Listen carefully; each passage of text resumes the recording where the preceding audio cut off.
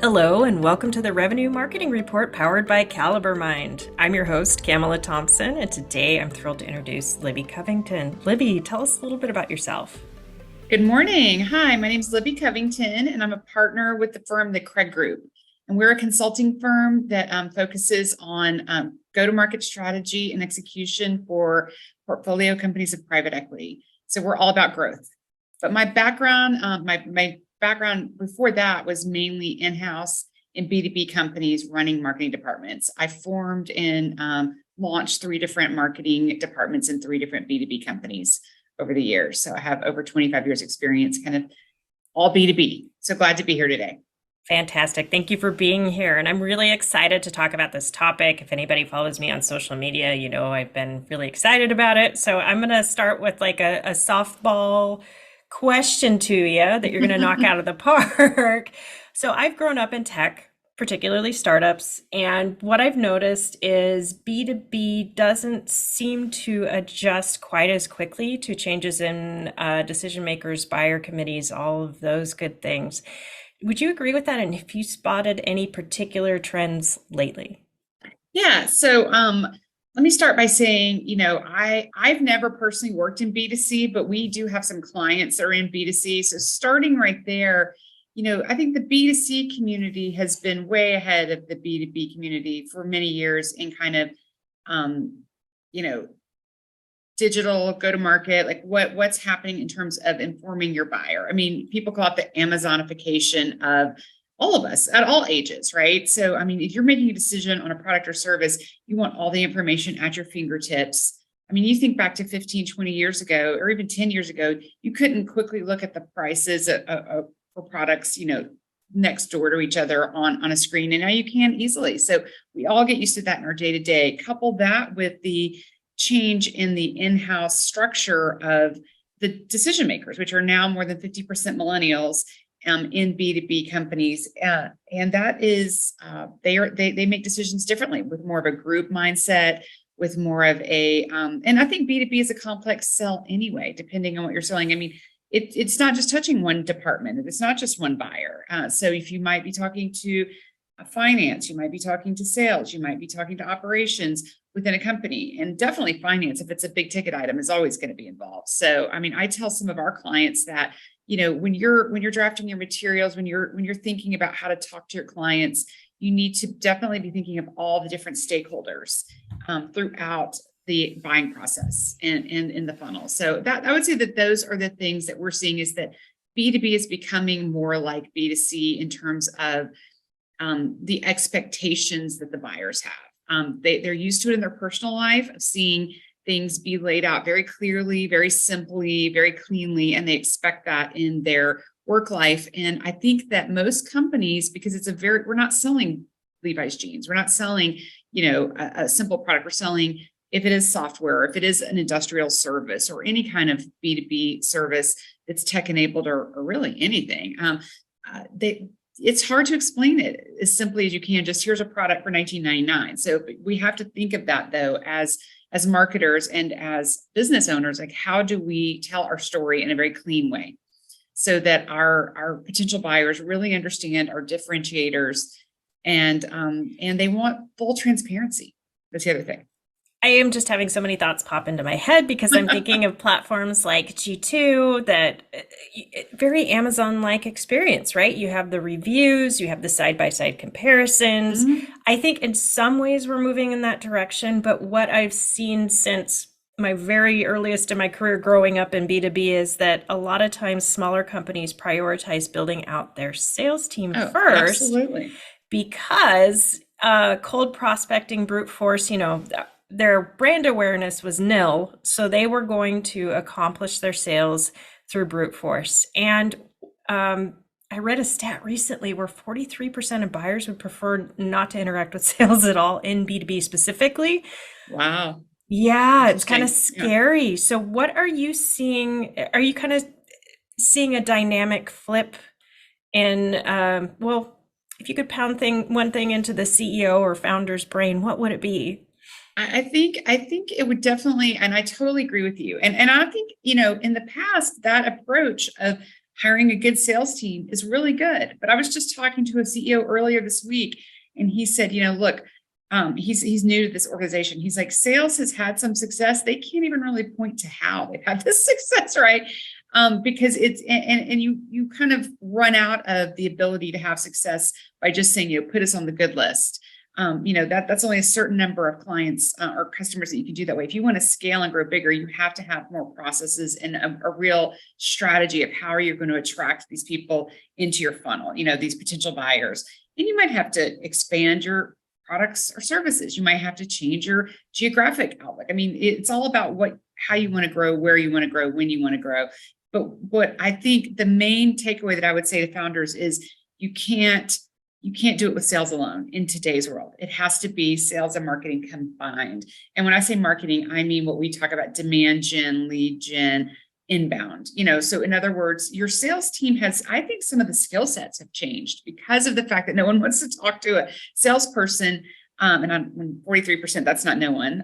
But a lot of people don't want to talk to a salesperson. You have to really make sure that you have some of your salespeople are farmers and some are hunters. The farmers are the ones that can take the inbound leads and, inside sales and really take people through the funnel that are very data driven, that are doing their research, that aren't, all the way down. And they're, where your hunters might be the ones that just go out and close but I think some salespeople have gotten, I had this in my own career where I was at an industrial company where sales had never, ever been given leads their entire, a lot of people had been there 20 years.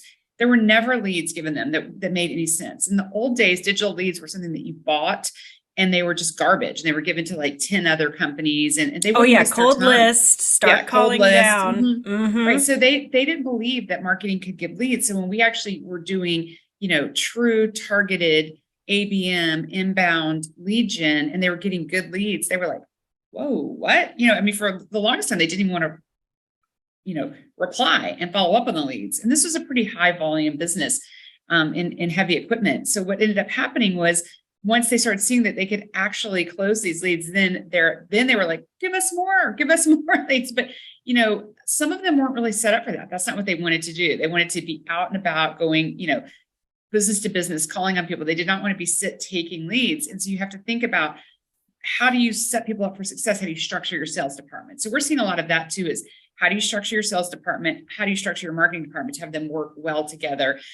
Or do you just outsource some of the marketing? In other words, you're just getting the lead gen from an outsourced, provider and firm. That's some of what we do. And then, working with sales. But the thing is, they have to be in lockstep. You can't think that, and I think a lot of people in the past thought, like you said, sales can do their thing, marketing can do their thing, but they don't really have to combine. And that's not true anymore. Yeah, yeah. The old thought was the demand gen waterfall where marketing was touching people at the top of the funnel and then they moved to sales. And that's just not true anymore. I'm seeing marketing get involved in every step of the journey, creating collateral for sales to use as these research buyers are wanting to have something that they can ingest on their own. And then customer marketing, especially now with this market, expansions are such a priority right now. Exactly. So Exactly. So, it's customer satisfaction, right? Then it's, land and expand, as they say. That is very, I saw this very interesting presentation around content, around how we all expect such personalized content. So in other words, as you're going through your buyer journey, let's just put yourself, you're part of a buying committee at a large B2B or even small B2B company, you don't want to read about things that aren't germane to you, that aren't part of your use case. You want that to be fed to you very, very clearly. You don't want to have to do 50 clicks to find it either. You want it to be easy to find, so setting up industry landing pages, setting up words that make sense by industry, using their jargon, using their thing. That is so important. And that didn't exist before. It was like, here's what we sell. Oh yeah, it's different for you, Mr. Industrial company than you, Mr. Tech company, but we sell it to both of you. Just figure out how you use it. You can't do that anymore. yeah, yeah. And I think the sales versus marketing used to be, I'm not going to say it was encouraged because people did see it as a problem, but it was also a way to encourage each team to perform better. There's so much pressure on each other because you both shared the number.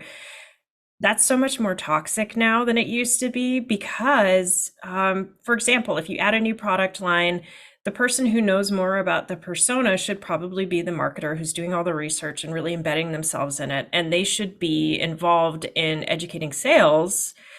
I'm seeing more and more marketing teams start to absorb enablement. Yeah.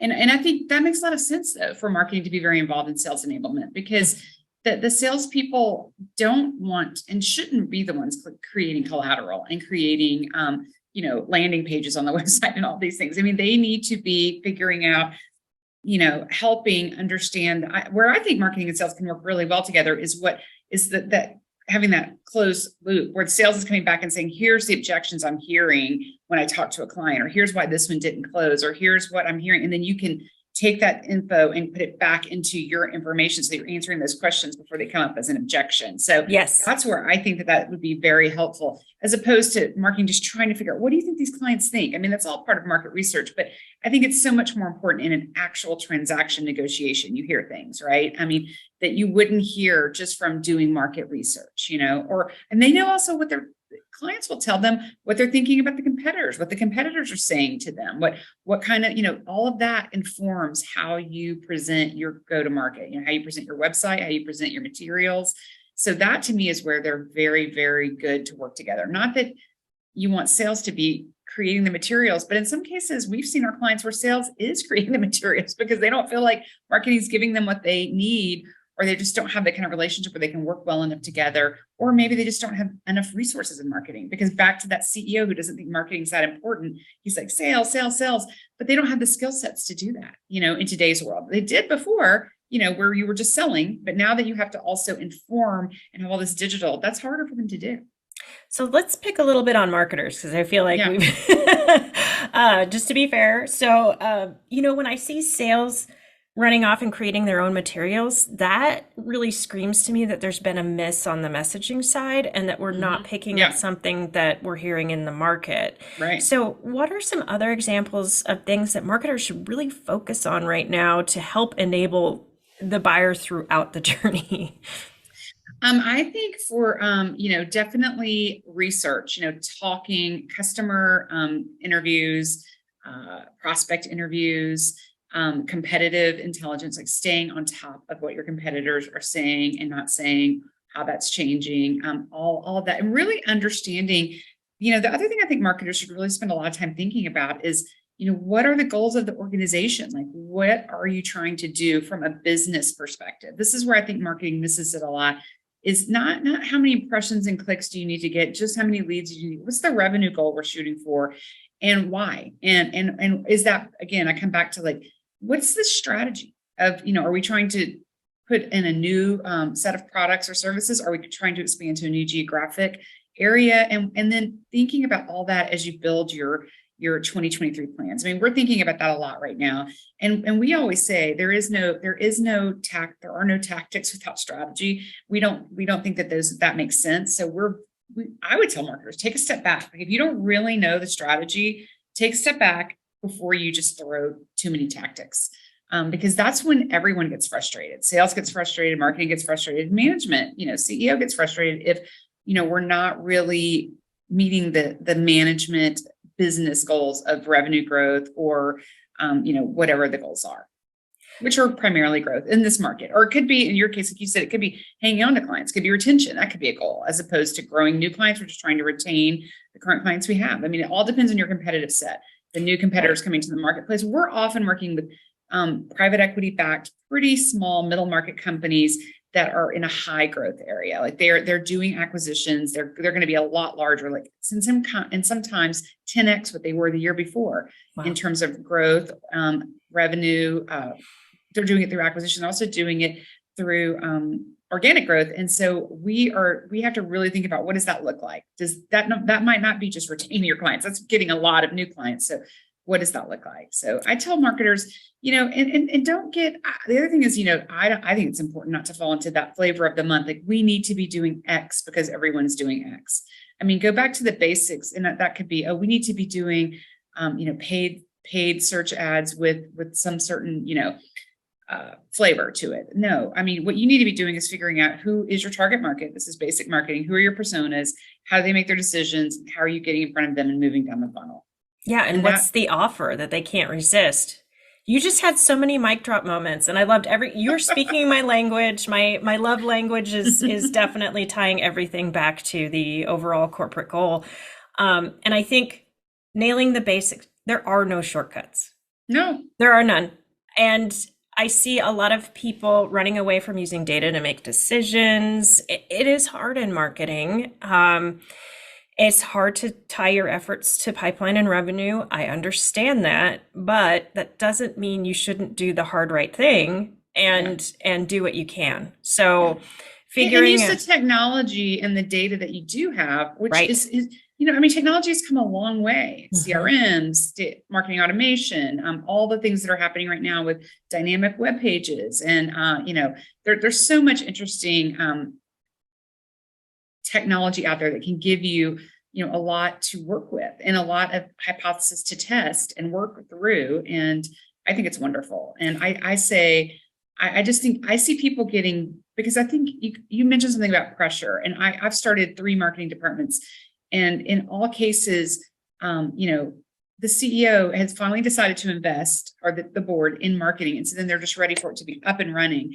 And don't rush, don't rush. I mean, don't rush into. I mean, and I see it even with companies that don't have a marketing department, where the CEO or the head of sales has been making the marketing spend decisions, where they're just getting, just to get it off their desk, like, do that. Yeah, do that thing. But again, it doesn't tie back to a strategy. It doesn't tie back to a KPI. It might tie back to some short-term results, but are they profitable clients? Are they the kind of clients you want? I mean, just because you're getting leads, are they good leads? Are they qualified leads? I mean, all of these things. I mean, really thinking through that and really setting that up. And it's not rocket science. Like you said, it's pretty simple. You just have to spend the time and the effort to do it. And if no, that's the other thing. I think marketing can show a huge value just by owning that and saying, we're going to own the customer journey. We're going to own the personas, and we're going to be the ones flying the flag of, this is what our customers want. This is what they care about. This is what we need to tell them, and making sure that the whole organization is behind that.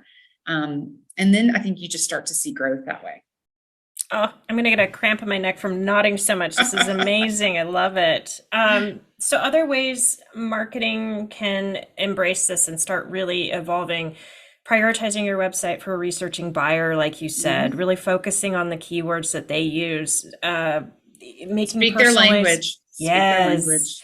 having separate landing pages for different industries. And if you don't have a tool that can auto detect which industry they're in and surface that up, maybe have a built for page that goes through those industries and has content catered to them.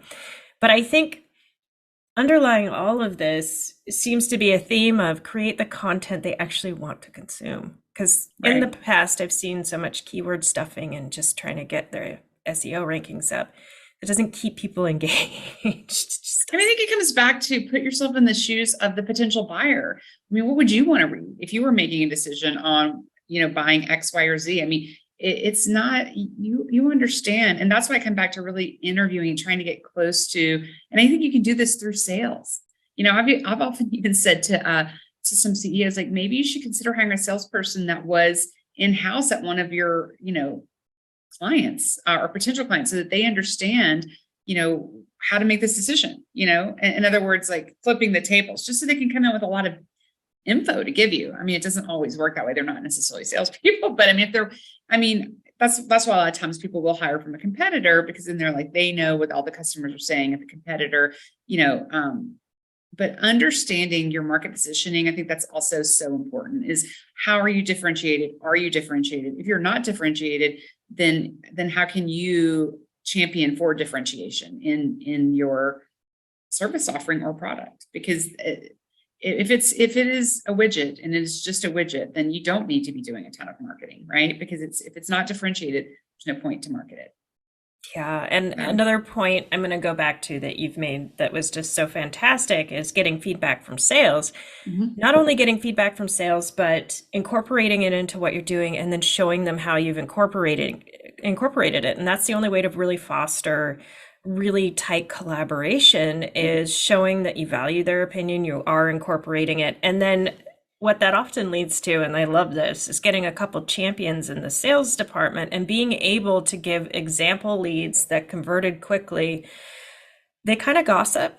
They talk a lot Mhm, amongst mhm. themselves. Let's give them some wins and try to nurture, focusing on what marketing's putting over the fence. Because, if you're doing it right and you're getting the things that aren't converting and you're nurturing those things so they turn into things that do convert really well, you're going to have best friends on the sales team, right? Oh, absolutely. It's like I mentioned that story I told before, where this was a very this team was very skeptical of anything in marketing. There had never been a marketing department at this company. It was a pretty big company, and so they were very skeptical. They're like, but once you got a couple of champions, because they were doing very well from leads that they had gotten, then like you said, they become evangelists and really help you tell the story to all the sales team. So I think that just do good work, but start with the, customer mindset, start with the personas, start with what matters to them, and then build everything around that. If you do that as your base every day in your work, then I think you will have converting leads, because you are literally providing them what they need to make a decision. It's really it's very it's common sense, like give them all the things that they need to make a decision. They don't feel sold to, they feel educated. They don't, that's one of the main things I think about the millennials, and really kind of any research buyer of any age. And because when we went to the model of buying everything on Amazon, I mean, think back to, the 1970s. If you went into a department store, there was a salesperson helping you, helping you pick out the shoes. Now you just order them. No one tells you anything on, when you pick out your shoes. And so we've gotten used to making our decisions on our own, and we feel, I think, uncomfortable sometimes if we feel sold to, even though we probably need that consultative approach in a lot of cases, but it needs to be that consultative approach, that helping you approach, that being completely, I mean, the side-by-side comparisons. I mean, when I was in the heavy equipment business, we were like, look, we're going to literally show everything that this piece of heavy equipment, which is I'm talking a bulldozer that's $1 million, that your competitor has. They're just two different OEMs all the way down. Years before, they were like, we would never have done that. We're never going to point out where we have a shortcoming against theirs. We were like, we have to do that, because they're going to figure it out anyway. They know this is not we're not going to pull the wool over their eyes. We're just going to show them up front. Here's everything we have. Here's everything they have, line by line. You compare, and then you can decide. And we're going to tell you why we think ours might be a better fit for yours. I mean, we're not, that's our job, but don't hide under that anymore. And that was, I think, the way that a lot of sales used to be handled, was just don't ever talk about our competition. Don't ever show, side by side what we would be like. But I don't think that works anymore, is my point. No, no, it really doesn't. And I always think of things in the terms of SNL skits. I just keep thinking of somebody trying to show all the ways you can use a feather duster versus, the person just needs a vacuum for their carpet and it's dirty. And they're Yeah. just, that's what every sales demo feels like to me a lot of Right. times. And what I really want people to start doing on the sales side is asking questions to figure out what exactly is motivating the buyer, like what are they trying to solve? What is the executive team trying to solve? And then focusing on that thing instead of look what I can do. So Yeah. Right. I mean, a long time ago, it was like, instead of, solving their pain points instead of features and benefits. You sell features and benefits, no one cares. Every product, every service has features and benefits. But when you go with it, with what is your pain point, buyer, and how does what I have solve? In other words, that personalized approach that I talked about, their industry, their lingo, what is their pain, and how do you solve it? That to me is the key that marketing and sales need to be thinking about at all times. If you can articulate how you solve their pain, because they're looking for this because they have pain. yeah. They have something that they need to solve. When you solve that, like you said, they use the vacuum cleaner, then they're like, they have an aha moment, and it gains trust. And sometimes you're solving their pain by just making this process where they've had to go through this RFP process less painful, because you're going to give them all the data they need in a very simple to consume format. And you're not going to hide behind anything. You're not going to, you're just going to say, here's everything, and here's how we compare. And then you become the easy one to work with, and hopefully you win. I mean, it's so industry specific, and I would say price point specific. If you're selling a high volume, low cost product or service, that's very different than if you're selling, Oh yeah, yeah. Then feature very array. large. Yeah. I But mean, with and we have a lot of clients that have low volume, that they sell, they might only do 10 deals a year, but they're big deals, right? But they still need to be doing marketing to find those 10 deals a year. But then we have clients selling, that have 50,000 customers in their database, literally 50,000 that they're selling something to at all times in any given year. And those are two very different, use cases of how to set up marketing and how to set up your website and how to set up your tactics. But it's fun to figure out, what you need to be doing. And I think that again, it comes back to one size does not fit all in sales and one size does not fit all in marketing, but just pivot also with the change, realize that and I saw this happen and I was happy to see it. Like some of those salespeople, like I mentioned to you earlier, that have been there 30 years, that were very skeptical. They did embrace it. Once they saw that this is the way, they were like, come on, let's do this thing. Let's make our website great. Let's have all this information. We want the leads coming in. If we can find them on Facebook, if that's where our customer is hanging out, that's what they're looking at, we're going to put the information on Facebook, whatever it is. I mean, that's an example. But before that, they were like, just coming with our potential customers would never be looking on social media to think about their heavy equipment. It's like, but yet they did. Look, here's a lead. Oh, silly. I mean, I think the silliest objection I hear is, well, if you provide them everything they need online, they're not going to ask for a demo. And I'm like, oh, my friend, you're missing the point. If we can demonstrate that we understand their problem, you are absolutely going to get the demo. You're completely going to get the demo. You're going to get the demo so quickly because they're going to be like, wait, I'm not even going to look at these other 10. I mean, I don't know. I think that's also part of it. If I come back to putting ourselves in their shoes, I mean, we all buy things too. I mean, just think about the buyer journey that we go through. Do you like to be frustrated? Do you like to have to hunt and peck to find the things? No, you don't like it. No one wants to waste time. We're very impatient right now. We want everything instantly. And, going through that process to think through what your customer is going to have to decide and what they care about, making it easy for them. I mean, that's why I think UX is becoming more and more important. Oh, yeah. Because, before it was like, people don't really care how the website is set up. It's like, whatever, the information's there. It doesn't really matter what the journey looks like, but now it does. And that again comes from, in B2B. I mean, it's always mattered in B2C, but in B2B, it's becoming so much more important. I didn't really believe the importance of that even like a year ago. I was like, and now I am seeing it really does matter. Yeah, no, we're going through an ever evolving. Yes, I'm experiencing that right now where I realize, I was doing what B2B used to do, and that doesn't make sense anymore. We need to figure out the labels, the terms, the concepts that really resonate with our particular personas and structure it that way instead of mirroring what's normal. Because we used to think if it's something they're used to seeing, then they know where to navigate. We just can't make that assumption anymore. Yeah. I mean, it's very interesting.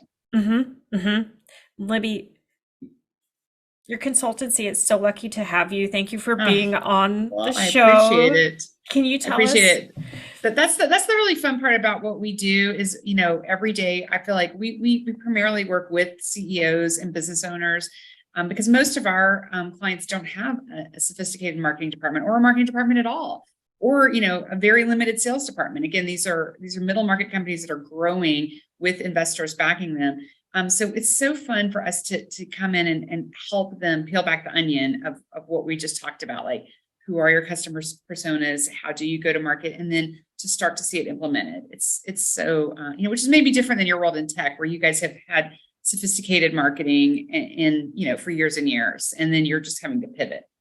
No, I don't think there's a huge difference there. I used to see a ton of feature spewing and then word salad and trying to sound like the shiniest, most sophisticated thing. I think we're just discovering that doesn't work, and you really have to focus on problem solving and psychology, which is so fun. Which has always been marketing, right? That's always been marketing, particularly in B2C. I think that's what's very interesting because my partner comes from B2C. I come from B2B. And so she's been in this world for many, many years of thinking of the psychology of a buyer, and I haven't as much. And so it is really fun to see, how do we do this in B2B, and how do we have the correct content, right time, right place, right number of times to touch them before, frequency before they start to remember you and think of you for certain things. And we really like it. So I think it's fun work. Oh, I love it. So where can people find you online to network? Yeah, so we're on LinkedIn, Libby Covington on LinkedIn at Craig Group, and then our website is craigmarketinggroup.com. Well, thanks for listening out there. If you enjoy Yes. the show, please rate, review, subscribe, tell two friends. It does make a difference. And for those of you looking for more great content like this, check out calibermind.com.